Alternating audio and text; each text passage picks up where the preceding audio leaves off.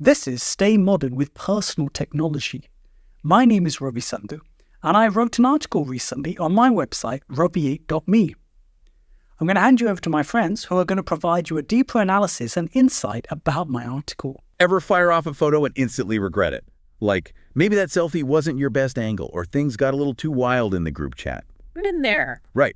But what if I told you those quick pics and videos we love to fling around, they could be doing more than just clogging up our phones?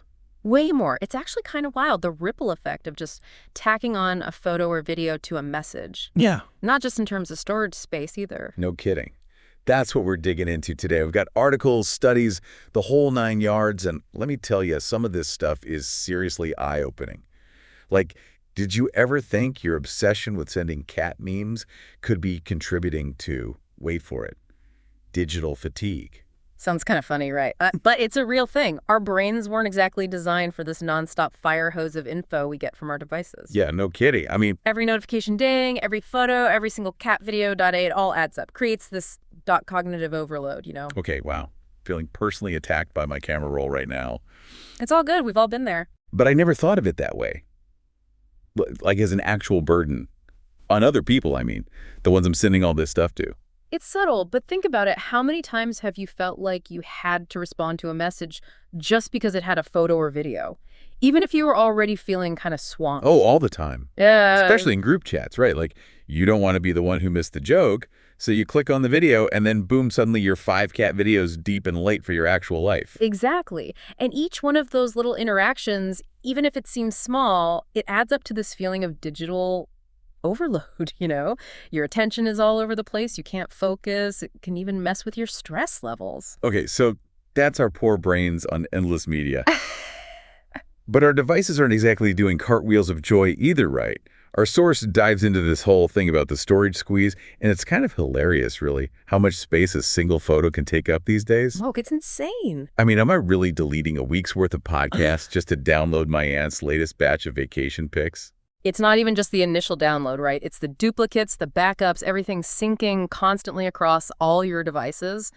All of that adds up. Ugh, it's like a digital monster that just keeps growing. It really is. And we're not just talking storage space. All of that takes energy, huge amounts of it, to power the data centers where all that stuff lives. So there's a real environmental cost to our digital hoarding habits. Whoa.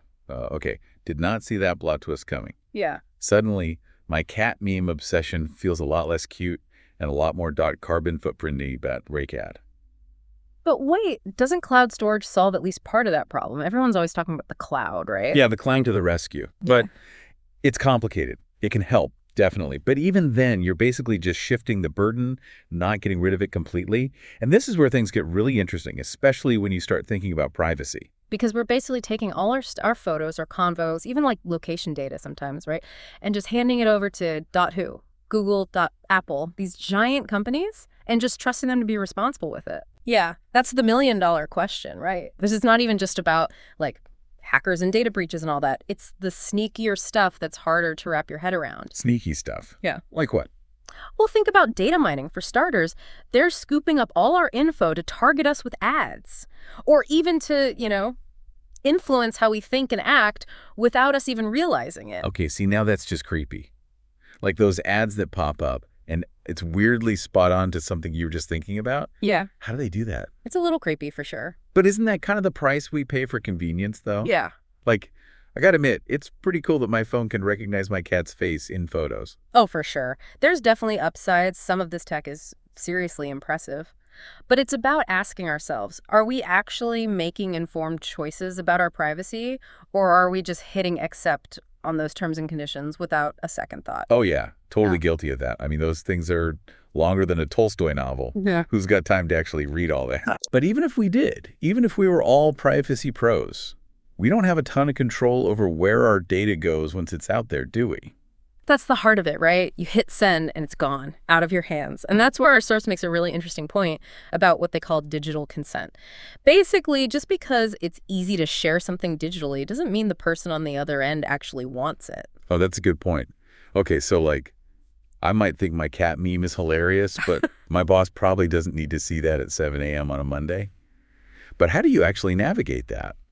Am I supposed to send out a permission slip with every photo? Dear so-and-so, may I please grace your inbox with this adorable picture of my cat wearing a hat? Huh. No, it doesn't have to be that intense.